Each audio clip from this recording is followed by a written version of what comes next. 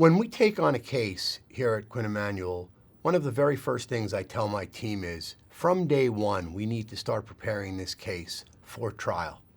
And many times young lawyers will look at me and say, well, what does that mean? And literally the answer is, we now need to be thinking about what this case is going to look like down the road after a year or two or three of litigation in front of a judge or a jury.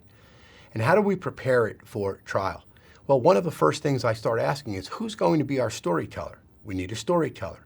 Who are our witnesses? We need to know what our witnesses look like and how they are from a personality standpoint.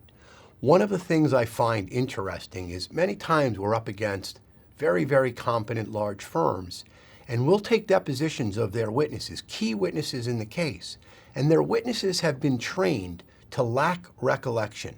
So many times I find witnesses that just say, I don't recall, I don't recall, I don't recall.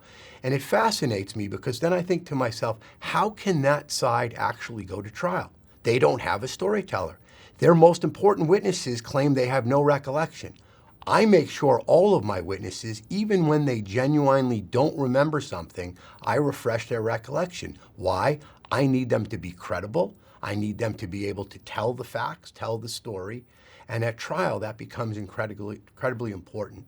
For me, that's part of what we do when we say, from the very outset, we need to start preparing this case for trial. And it makes a huge difference when we can walk into that courtroom and we can put our best witnesses on and they can tell the cogent, compelling story. And I look to the other side and one after another of their witnesses are simply saying, I don't recall.